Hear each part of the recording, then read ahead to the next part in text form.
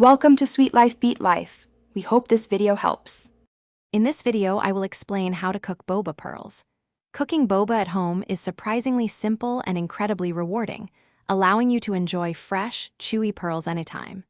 We'll cover everything from preparing your workspace to sweetening your freshly cooked boba. You'll need just a few basic items and about 30 minutes of your time to create delicious, perfectly textured pearls for your favorite drinks. Let's get started with the essentials. Once your water is at a vigorous rolling boil, carefully add your 1 cup of dried boba pearls. It's crucial to stir them gently for the initial 30 seconds to ensure they don't stick together or to the bottom of the pot. Continue to cook the pearls for about 20 to 25 minutes, maintaining a steady boil and stirring every few minutes. This cooking time ensures they become perfectly soft and chewy throughout. After the cooking time, turn off the heat but keep the pot covered. Allow the boba pearls to rest in the hot water for an additional 20 to 25 minutes.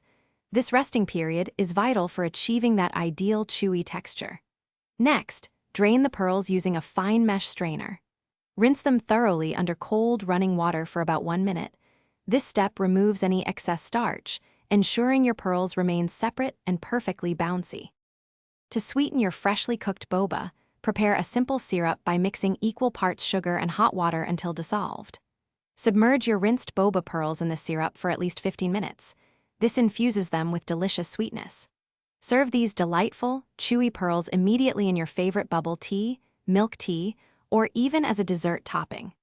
Remember, for the best texture, consume them within 4 hours, storing any leftovers in the syrup in the refrigerator. Thanks for watching. Consider subscribing if we helped you.